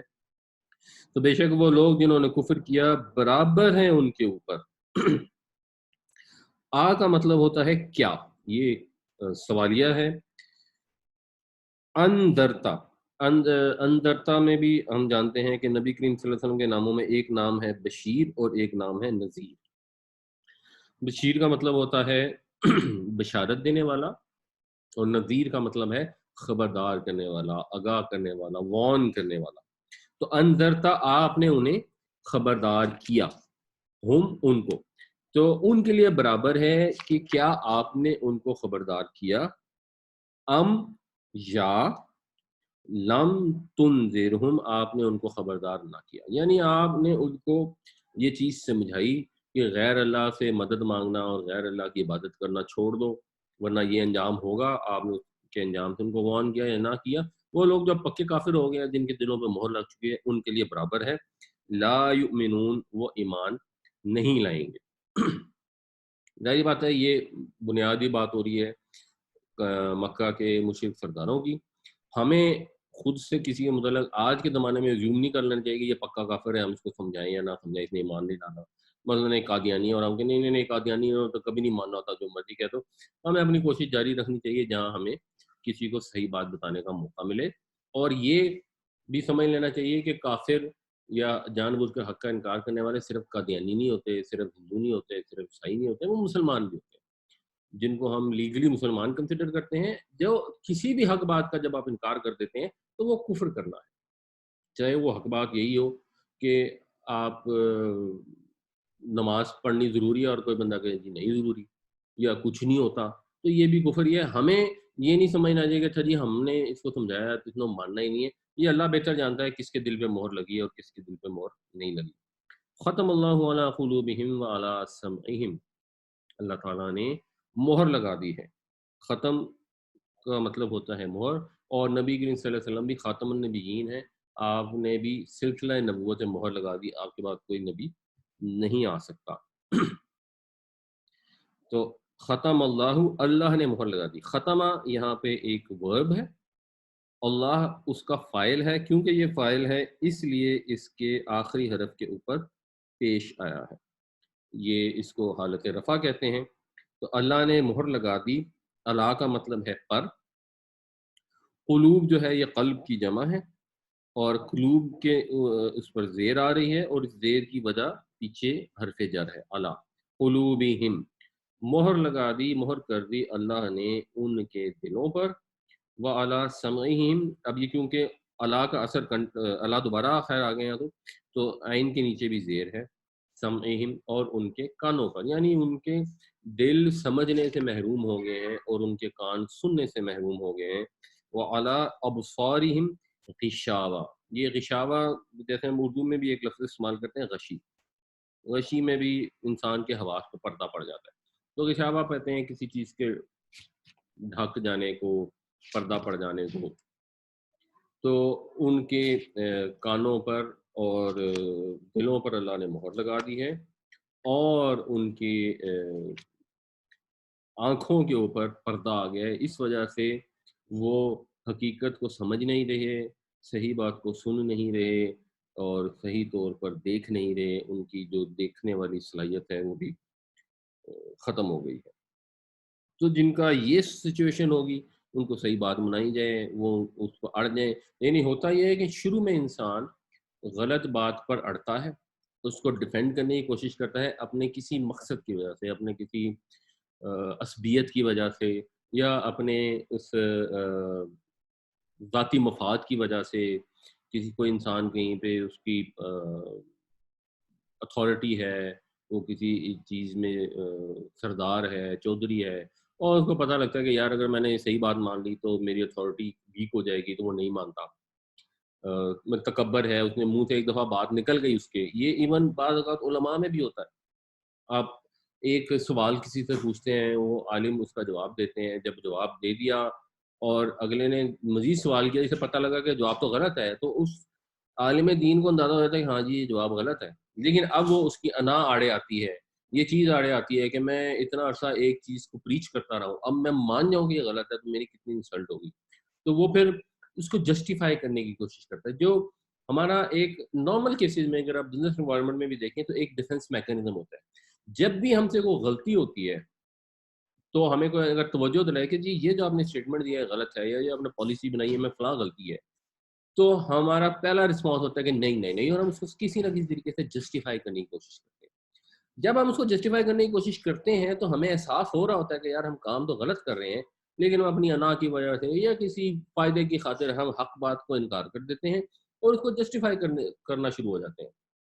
ایونچولی کیا ہوتا ہے کہ ہم اس پہ پکے ہو جاتے ہیں اور پھر ہمیں حق سمجھ آنا بند ہو جاتا ہے اور ہم ان میں شامل ہو جاتے ہیں جن کے دلوں پر اللہ نے مہر لگائی ہے۔ تو چاہے دین کا معاملہ ہو، عقیدے کا معاملہ ہو، یا کاروبار کا معاملہ ہو، یا روزمرہ کا کوئی بھی معاملہ ہو، جب بھی آپ سے غلطی ہو اپنے اندر یہ ٹریننگ پیدا کریں، ٹریننگ اپنے آپ کو ٹرین کرنے کی کوشش کریں کہ اپنی غلطی کو تسلیم کریں۔ انسان غلطی کو تسلیم کرتا ہے۔ ایک حضرت علی سے قول منسوب کیا جاتا ہے کہ انسان گناہ کی وجہ سے جہنم میں نہیں جائے گا، انسان گناہ پر اصرار کی وجہ سے جہنم میں جائے گا۔ انسان سے گناہ ہو گئی، خطا ہو گئی، غلطی ہو گئی، کوئی بات نہیں، اس کو ایکسیپٹ کرے، اللہ کے قصور کیا تو اللہ تعالیٰ سے معافی مانگے، توبہ کرے۔ کسی بندے کا قصور کیا تو بندے سے اپولوجائز کرتے کہ ہاں جی یہ میری غلطی ہے، میں نے بے وقوفی کی ہے، مجھے ایسا نہیں کرنا چاہیے تھا، مجھے اب سمجھ آ گئی ہے۔ تو وہ رویہ ہے ان لوگوں کا جو ان کے گروہ میں شامل ہونا چاہتے ہیں جن کے اوپر اللہ تعالیٰ کا انعام ہوا۔ لیکن اگر انسان ڈھیٹ ہو جائے، ڈٹائی کی وجہ سے نہ مانے، تو پھر وہ ان لوگوں میں شامل ہوگا جن پر اللہ کا غضب ہوا۔ جیسے ہم تاریخ میں پڑھتے ہیں کہ نبی کریم صلی اللہ علیہ وسلم جب مدینہ میں تشریف لے گئے تو آپ کی ایک زوجہ جو یہودی سے مسلمان ہوئی تھی، تو وہ بیان کرتی ہیں کہ میں سن رہی تھی دروازے سے کہ میرے چچا اور والد نبی کریم کو جب مل کے آئے تو ایک نے دوسرے سے کہا کہ تمہارا کیا خیال ہے کہ یہ وہی نبی ہیں جن کا وعدہ کیا گیا کتابوں میں انہوں نے تشریف لانا تھا؟ انہوں نے کہا بالکل وہی نبی ہے، 100% وہی نبی ہے، کوئی شک ہی نہیں۔ تو انہوں نے کہا اچھا پھر اب تمہارا کیا پلان ہے، اب کیا کرنا ہے؟ اس نے کہا ہم ان کا حتی الامکان ان کو ڈینائی کریں گے اور ان کی مخالفت کریں گے۔ کیوں؟ کیونکہ ان کے اندر حسد تھا، انہوں نے نہیں اس چیز کو ایکسیپٹ کیا کہ بنی اسماعیل میں سے اللہ کا رسول آخری پیدا ہو جائے، وہ یہی توقع رکھتے کہ بنی اسرائیل میں سے پیدا ہونا تھا، وہ اسماعیل میں پیدا ہو گیا تو ان کے اندر حسد کی آگ تھی، اس نے ان کو جلا کے راکھ کر دیا اور انہوں نے انکار کر دیا حق کو تسلیم کرنے سے۔ یہ رویہ مغضوب علیہم کا رویہ ہے، یہ مسلمانوں کا رویہ نہیں ہے۔ تو اگر ہم نے ان کے راستے پر چلنا ہے جن پر اللہ کا انعام ہو، تو ہمیں اپنے ہر عمل کے اندر اس چیز کو لانا چاہیے کہ جہاں ہماری غلطی ہے ہم اس کو فوراً مانیں۔ اگر ہم بندوں سے کی گئی غلطی کو مانیں گے تو ہم اللہ کے معاملے میں کی گئی غلطی کو بھی ہمیں ماننے کی کیپیسٹی آئے گی۔ آپ انسان جس قسم کا اپنے آپ کو ٹرین کرتا ہے پھر وہ ہر معاملے میں اسی طرح اس کا ریئیکشن ہوتا ہے۔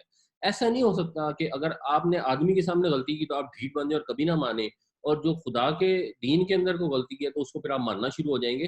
یہ دو پرسنالٹیز نہیں ایگزسٹ کرتی، انسان کے سینے میں دو دل نہیں اللہ نے رکھے۔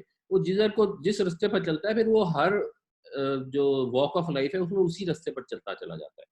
تو اپنے آپ کو ٹرین کریں، آپ کی اولاد آپ کو کہے کہ جی یہ آپ نے بات غلط کی تو مان لیں کہ ہاں جی یہ میری غلطی ہے، اس کو اپنی ایگو کے خلاف نہ سمجھیں۔ جب اپنی غلطی مانیں گے تو اس سے انسان میں توبہ کی صلاحیت پیدا ہوتی ہے، اور اگر انسان میں توبہ کی صلاحیت ہو جائے اور وہ سچے دل سے توبہ کر لے تو یہ توقع کرنی چاہیے کہ اللہ تعالیٰ اس کو معاف کر دے گا، امید رکھنی چاہیے۔ لیکن جو لوگ یہ نہیں کریں گے، جن کے دلوں پہ مہر ہو جائے گی، تو پھر وَلَهُمْ عَذَابٌ عَظِيمٌ، تو ان کے لیے دردناک عذاب ہے۔ وہ پھر آخرت میں ان کو دردناک عذاب ملے گا۔ there is no other option for them۔ وَمِنَ النَّاسِ مَن يَقُولُ آمَنَّا بِاللَّهِ وَبِالْيَوْمِ الْآخِرِ۔ اچھا اب یہ سمجھنا چاہیے اگر ہم اس کو قرآن کے ایک نظم کو سمجھیں، اس کی جو فلو ہے اگر اس کو سمجھیں کہ یہ اب صورت جو ہے، اور آپ کو یہ پھر بعد میں آگے جگہ جگہ پر یہ واضح ہوگا کہ یہ صورت یہودیوں سے متعلق ہے، تو ایکچولی یہ آیت بھی یہودیوں کا متعلق ہے۔ بظاہر پڑھنے میں ہمیں شاید محسوس ہوتا ہے کہ صرف منافقین سے متعلق ہے، جو اگرچہ ہے لیکن یہ بیسیکلی یہودی منافقین سے متعلق ہے۔ اچھا جی، من کا مطلب ہوتا ہے سے، ناس ہم عام استعمال کرتے ہیں، انسانوں کے لیے استعمال ہوتا ہے۔ وَمِنَ النَّاسِ وا بھی عام استعمال ہوتا ہے، وَمِنَ النَّاسِ اور لوگوں میں سے ہیں، من جو، یقولو جو یہ کہتا ہے، یقولو ہے صیغہ واحد۔ تو عربی زبان میں، اچھا میں نے غلط ترجمہ کر دیا ہوگا، میرا خیال ہے لہم عذاب ندیم کا ان کے لیے بہت بڑا عذاب ہے۔ اگر میں نے دردناک کا ورڈ یوز کیا تو وہ انکریکٹ ہے۔ عربی زبان میں جو محاورہ استعمال ہوتا ہے اس میں جب میں یقولو آتا ہے تو اس میں صیغہ واحد استعمال ہوتا ہے، اور پیچھے اگر آپ دیکھیں تو لفظی ترجمہ ہم اس کا یہ بھی کر سکتے ہیں کہ اور لوگوں میں سے کوئی ہے جو یہ کہتا ہے، اور ہم یہ بھی کہہ سکتے ہیں کہ وہ لوگوں میں سے ہیں جو یہ کہتے ہیں، اور ہمارے محاورے میں عام طور پہ کیونکہ پلورل استعمال ہوتا ہے تو اس کا زیادہ سوٹیبل ٹرانسلیشن جو ہے وہ پلورل ملتا ہے۔ تو لوگوں میں سے ہیں جو یہ کہتے ہیں آمنا باللہ، ہم ایمان لائے اللہ پر، وبالیوم الآخر، اور یوم آخرت پر۔ لوگوں میں سے ہیں جو یہ کلیم کرتے ہیں کہ ہم اللہ اور یوم آخرت پر ایمان لائے، اور یہ وی نیڈ ٹو انڈرسٹینڈ کہ یہودی بھی یہ کلیم کرتے تھے، اور عیسائی بھی یہ کلیم کرتے تھے اور کلیم کرتے ہیں، اور جہاں تک کہ حافظ صاحب کہہ رہے ہیں کہ یہ منافقین بھی ایسے ہوتے ہیں، منافقین بھی ایسے ہوتے ہیں، لیکن کانٹیکسٹ میں اگر دیکھیں تو بنیادی طور پر یہ ذکر ہو رہا ہے یہودیوں کے منافقین کا، یعنی یہودیوں میں سے کچھ لوگ تھے، اور یہ آگے واضح بھی ہوتا جائے گا، جو آتے تھے مسلمانوں کے پاس اور ان سے کہتے تھے کہ کیا ہو گیا یار، دیکھو ہم بھی تو اللہ کو مانتے ہیں، ہم بھی تو آخرت کو مانتے ہیں، تو why are you so against اس، اور وائی آر یو ٹریٹنگ اس کہ جی ہم کافر ہیں، یا ہم بھی تو دیکھو اللہ اور یوم آخرت کو مانتے ہیں۔ تو اللہ تعالیٰ یہ فرماتے ہیں وَمَا هُمْ بِمُؤْمِنِينَ، یہاں ماں کا مطلب ہے نہیں، اور نہیں ہیں وہ مومن، وہ ہرگز مومن نہیں ہے، ہرگز ایمان نہیں رکھتے، اس لیے کہ اللہ کو اور یوم آخرت کو آپ مان نہیں سکتے جب تک آپ ایمان کے سارے اجزاء کو نہ مانیں۔ اگر کوئی شخص کسی رسول کو نہیں مانتا، کسی کتاب کو نہیں مانتا، کسی فرشتے کو نہیں مانتا، تو پھر وہ اللہ اور یوم آخرت کو نہیں مانتا، اور اللہ اور یوم آخرت کو ماننے کا یہ لازمی تقاضا ہے کہ اللہ تعالیٰ نے جو کتابوں میں ہدایت دی ہے اس کو مانے۔ تو اگر یہودیوں کی کتاب میں یہ ہدایت تھی، ان سے یہ وعدہ لیا گیا تھا کہ جب اللہ کا آخری رسول آئے گا تو تم اس کا ساتھ دو گے، اور وہ انہوں نے نہیں دیا، تو انہوں نے اپنی کتاب کا ایکچولی انکار کر دیا۔ زبانی طور پر ماننا تو ایمان ہے ہی نہیں، ماننا ہے عمل سے ماننا۔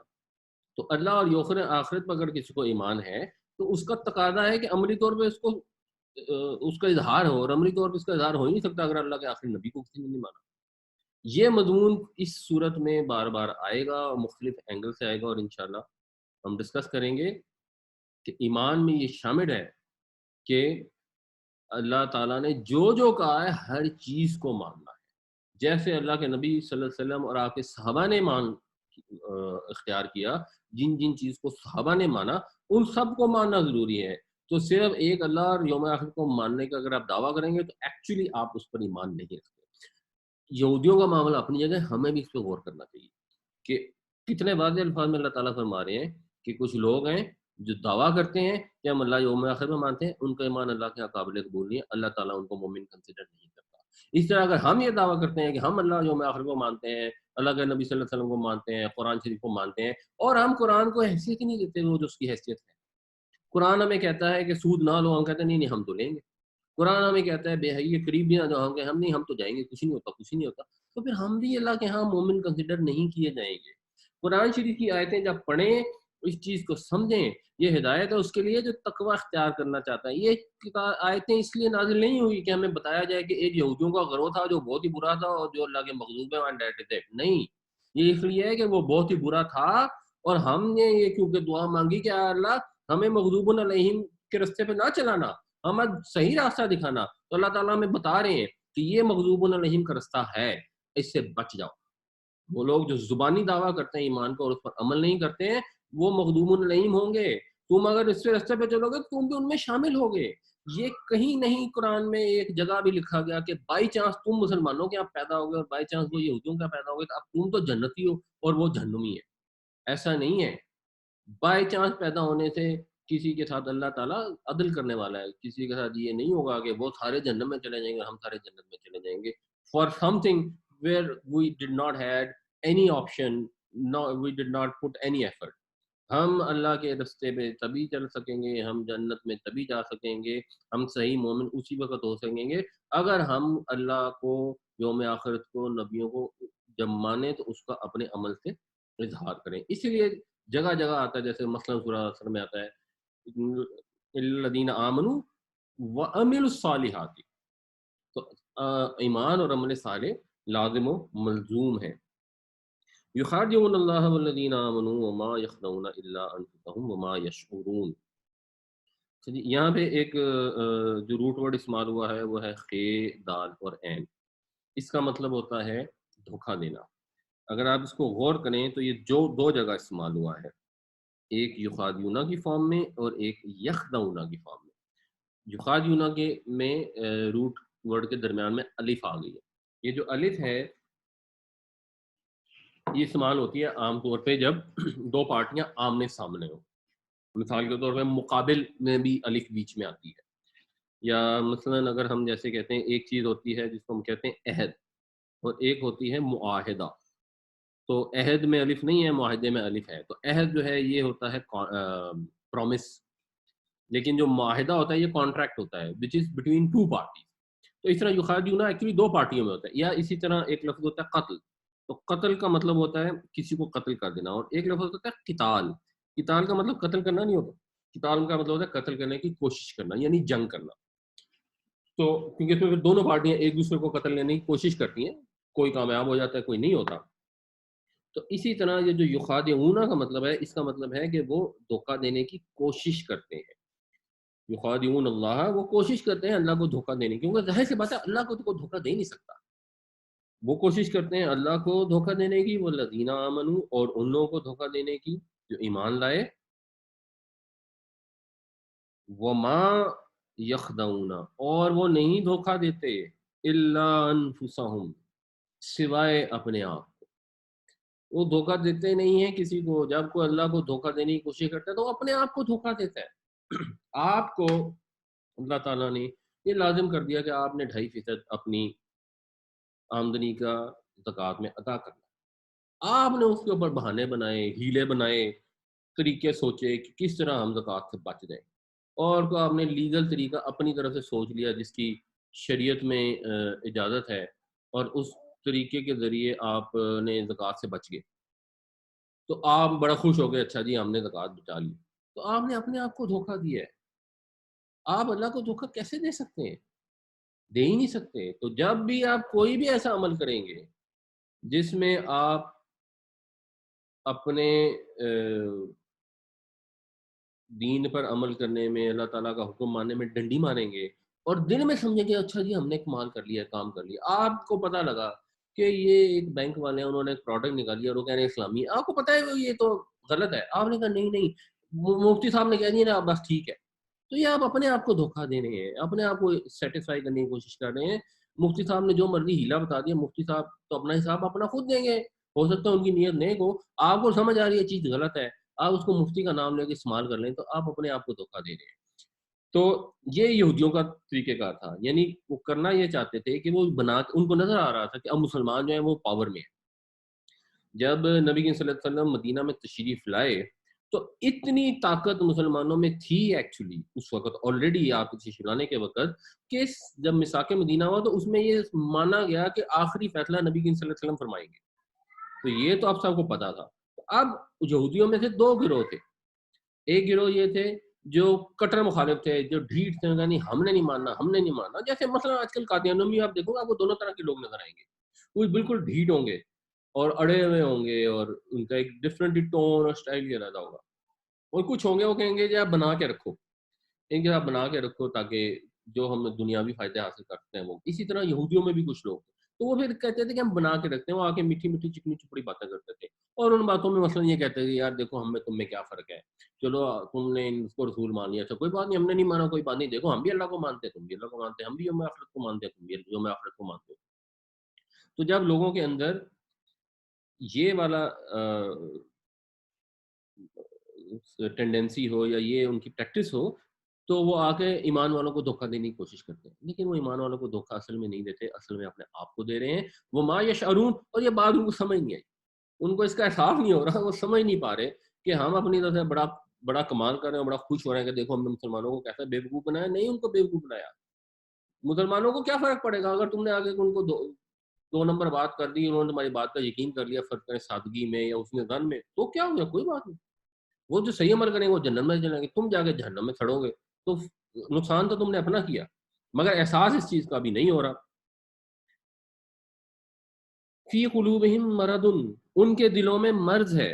اب دیکھیں اب اس آیت سے یہ مزید واضح ہوتا ہے کہ ایکچولی یہودیوں کے منافقین کے متعلق یہ آیت ہے ان دا ریئل کانٹیکسٹ، کہ ان کا دلوں میں مرض ہے. ان کے دلوں میں کیا مرض ہے؟ ان کو حسد تھا، ان کو یہ تکلیف تھی کہ اللہ کا آخری رسول جو ہے وہ بنی اسماعیل میں سے کیوں آ گیا، بنی اسرائیل میں سے کیوں نہیں آیا، ہمارے قبیلے میں سے کیوں نہیں. ان کا یہ ہمیشہ سے یہ کام تھا.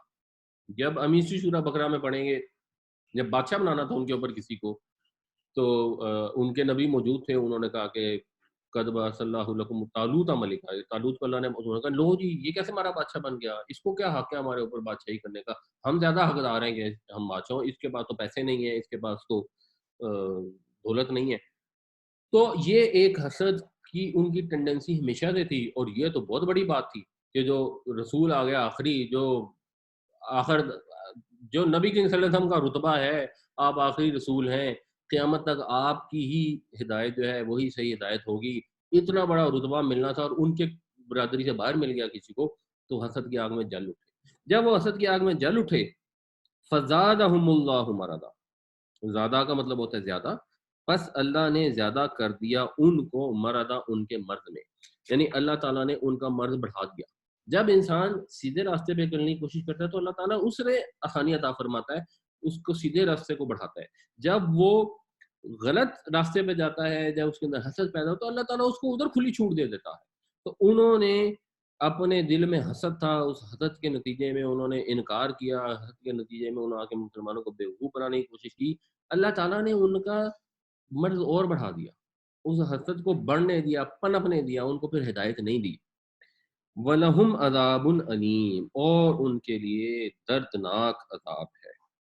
بِمَا كَانُوا يَكْذِبُونَ، اس وجہ سے کہ انہوں نے جھوٹ بولا، انہوں نے جھوٹ بولا، انہوں نے اللہ کے نبی صلی اللہ علیہ وسلم کا انکار کر دیا، انہوں نے دھوکہ دینے کی کوشش کی.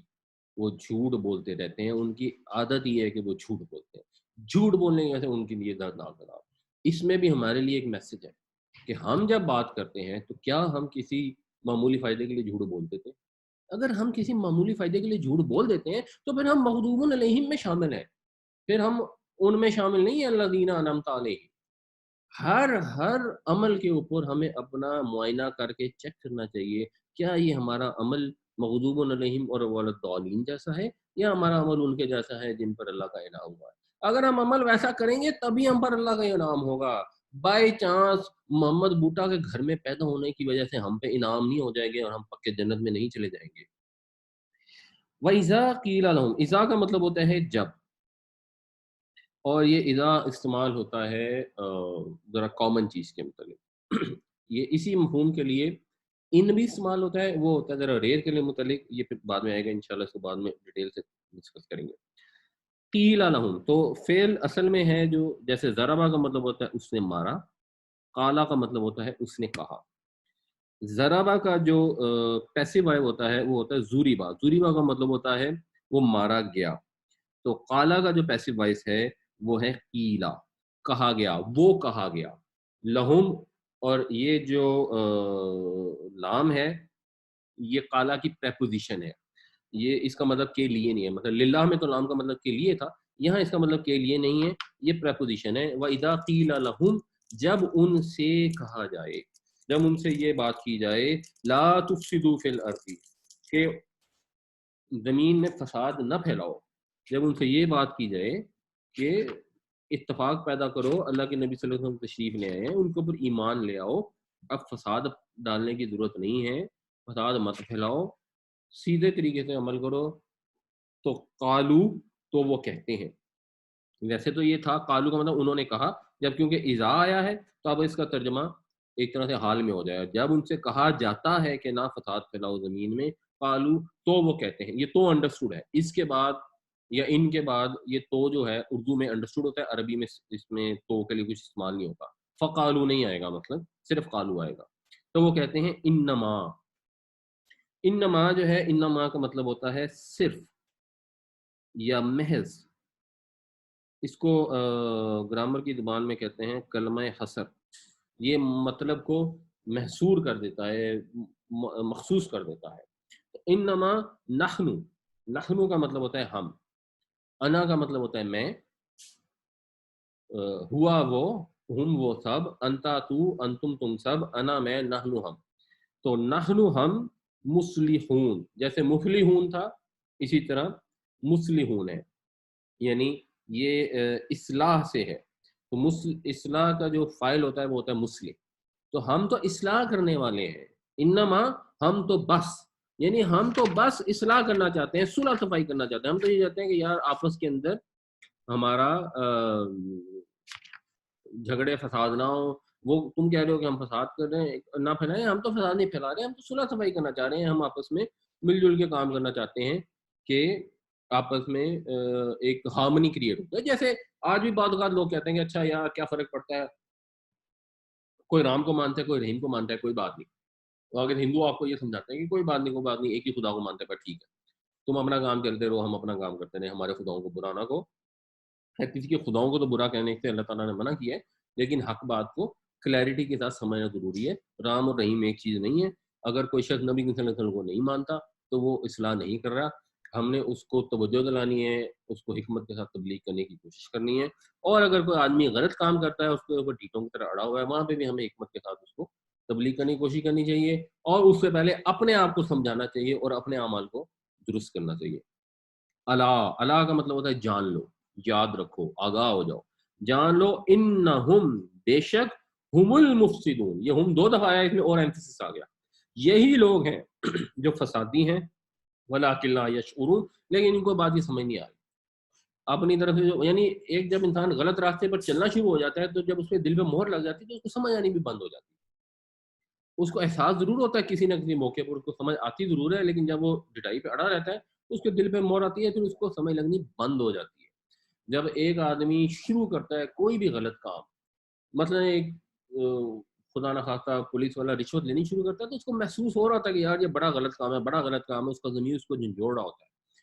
ایک وقت آتا ہے کچھ سالوں کے بعد جب اس کو غلط محسوس ہی نہیں ہوتا، وہ سمجھتا ہے میں تو بالکل ٹھیک کر رہا ہوں، یہ تو میرا حق ہے، اس میں تو کوئی فرق نہیں ہے اس سے تو. اور وہ اسی رشوت کے پیسے سے عمرے بھی کر رہا ہوتا ہے، حجیں بھی کر رہا ہوتا ہے، خیرات بھی کر رہا ہوتا ہے، اور یہ سمجھ رہا ہوتا ہے کہ میں نے بڑے نیک کام کر دیا اور میں سیدھا جنت میں چلا جاؤں گا. اس کو احساس ختم ہو جاتا ہے. لیکن احساس اگر ایونچولی ختم ہو جائے، اس سے انسان معصوم اور بے گناہ نہیں ہو جاتا، اس کا گناہ اپنی جگہ قائم رہتا ہے. یہ تو ایکچولی اس کے گناہ کی شدت ہے کہ اللہ تعالیٰ نے اس کے اندر سے احساس بھی ختم کر دیا. وَإِذَا قِيلَ لَهُمْ آمِنُوا كَمَا آمَنَ النَّاسُ، اور جب ان سے کہا جاتا ہے ایسے ایمان لاؤ جیسے لوگ ایمان لائے. لوگ کون؟ جو نبی کریم صلی اللہ علیہ وسلم اور آپ کے صحابہ ایمان لائے.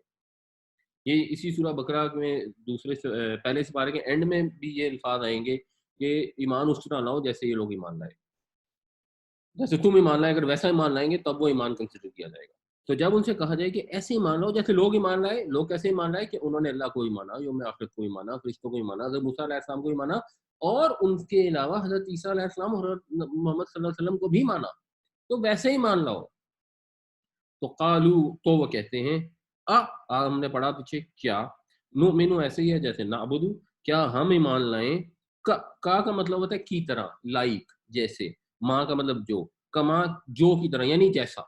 تو کہتے ہیں کیا ہم ایمان لائے جیسا کہ آمن السفہاء. صفی کہتے ہیں بیوقوف کو، فقی کہتے ہیں عقل مند کو، عقل استعمال کرنے والے کو. فقہا ہوتے ہیں جو عقل استعمال کرتے ہیں، سفہاء ہیں وہ جو بے وقوف. تو کیا ہم ایسے ہی مان لائیں جیسے بے وقوف ہی مان لائیں. یہ ہمیشہ سے لوگوں کو، جب کوئی لوگ چلاکی کر لیتے ہیں، چلاک ہو جاتے ہیں، تو وہ سمجھ اگلوں کو بے وقوف سمجھنا شروع کر دیتے ہیں. تو انہوں نے کہا کیا ہم ایمان لائیں جیسے کہ ایمان لائے بے وقوف. جب کوئی اپنے آپ کو بہت چلاک سمجھتا ہے تو اللہ تعالیٰ کیا جواب دیتے ہیں، الا، جان لو، انہم، بے شک، ہم وہی، بے شک وہی، ہم السفہاء، بے شک وہی خود ہیں بے وقوف، ولکن لا یعلمون، اور اس کا علم نہیں رکھتے، ان کو اس کی معلومات نہیں ہے کہ وہ خود بے وقوف ہے. تو مختصراً آج ہم نے یہ سیکھا کہ اللہ تعالیٰ نے ہمیں ایک دعا سکھائی ہے. وہ دعا ہم اللہ سے ہر روز دن میں کئی دفعہ مانگتے ہیں کہ اے اللہ ہمیں سیدھے راستے پر چلا، اے اللہ تو رحمان و رحیم ہے، ہم پر رحمت فرما، سیدھے راستے پر چلا. ان لوگوں کے راستے پر چلانا جن پر تیرا انعام ہوا ہے خدا، ہمیں ان راستوں میں یا اللہ ہمیں ان لوگوں کے راستے سے بچانا جن پر تیرا غضب ہوا اور جو گمراہ ہو گئے. اللہ تعالیٰ نے اس دعا کو خود ہی ہمیں یہ دعا سکھائی ہے، اور اس دعا کا قبول بھی فرمایا ہے اور اس دعا کے نتیجے میں ہمیں قرآن شریف عطا فرمایا ہے، اور ہم اللہ کی کتاب کو پڑھیں اور اس کو سمجھیں اور اس پر ایمان لائیں، اس سے ہدایت حاصل کریں، اس کو اس نیت سے پڑھیں کہ اب ہم جب اس کو پڑھ رہے ہیں تو ہم نے اس سے ہدایت حاصل کرنی ہے۔ اس نیت سے نہ پڑھیں کہ کسی طریقے سے ہم اپنے غلط عمل کو جسٹیفائی کر لیں، کس طریقے سے ہم اس میں سے یہ نکال لیں کہ کسی نے اگر خفیہ شادی کی ہے تو اس کی اجازت کس طرح ڈھونڈ لیں، کسی کو شراب پینے کا شوق ہے تو وہ اس میں ڈھونڈ لے کہ یہ شراب کے ساتھ حرام کا لفظ نہیں لکھا ہوا، کسی نے سود لینا ہے تو وہ ڈھونڈ لے کہ جی یہ کتاب پڑھ کے مجھے تو یہ والا سود وہ والا سود نہیں لگتا۔ اس نیت سے کھولیں گے تو اس کو گمراہی حاصل ہوگی، یضل بہ کثیرا۔ لیکن اگر اس نیت سے اس کتاب کو کھولا جائے گا کہ یا اللہ جو بھی اس میں ہے میں مانوں گا خلوصی نیت کے ساتھ خالص ہو کر، میں اس کے اوپر جو بھی مجھے کتاب کہے گی، اگر میرا عمل اس کے خلاف ہوگا تو میں اپنے عمل کی اصلاح کی کوشش کروں گا، جو مجھے اللہ کی کتاب کہے گی میں اس پر عمل کرنے کی اپنی حد الامکان کوشش کروں گا، تو اس کتاب سے ہدایت ہی ہدایت ملے گی، اور اس سے ہدایت حاصل کرنا بہت آسان ہے۔ لقد یسرنا القرآن للذکر، اس قرآن کو نصیحت حاصل کرنے کے لیے بہت آسان کر دیا گیا ہے۔ ہمارا کام یہ ہے کہ ہم اس چیز کو جانیں اب کہ یہ اللہ پاک پروردگار کائنات کے مالک خالق پیدا کرنے والے، اس کو انتظام کرنے والے اس ہستی کی طرف سے آئی ہے۔ یہ معمولی کتاب نہیں ہے۔ اس کتاب کو ہم اپنی روٹین کا حصہ بنائیں کہ روٹینلی ہر انسان اپنی کیپیسٹی کے لحاظ سے، اور آج کل سب لوگوں کی کیپیسٹی بہت بڑھ گئی ان جنرل، وہ لوگ جو اگر گھر سے فرض کریں کوئی کام کر رہے ہیں تو شاید ان کی کیپیسٹی اتنی نہ بڑھی ہو، لیکن جن لوگوں کا کام کی نیچر ایسی ہے جس میں انہیں دکانوں دفتروں میں ہی جانا پڑتا ہے اس کے بعد کہا، تو اس طرح وہ تو بالکل کھا رہے ہیں۔ تو اس کیپیسٹی کو ڈرامے دیکھنے میں اور فلمیں دیکھنے میں، انٹرٹینمنٹ میں ضائع نہ کریں، اس کیپیسٹی کو یوٹیلائز کریں جو کیپیسٹی اللہ تعالیٰ نے اس کرائسس کے اندر عطا فرما دی ہے، اور اس کو ہم میکسیمم یوٹیلائز کریں اور اللہ کی کتاب کو سمجھیں، غور کر کے ترجمے سے قرآن شریف پڑھنے کی کوشش کریں، سمجھنے کی کوشش کریں، ایفرٹ کریں، تھوڑی سی گرامر سیکھنے کی کوشش کریں، تاکہ جب ہم قرآن پڑھیں ہم صحیح سمجھ آ رہا ہو، اور اللہ کے الفاظ کو اسی کے الفاظ میں پڑھ کے سمجھیں، ہم پر اثر ہو اور ہمیں اللہ کرے ہدایت حاصل کرو۔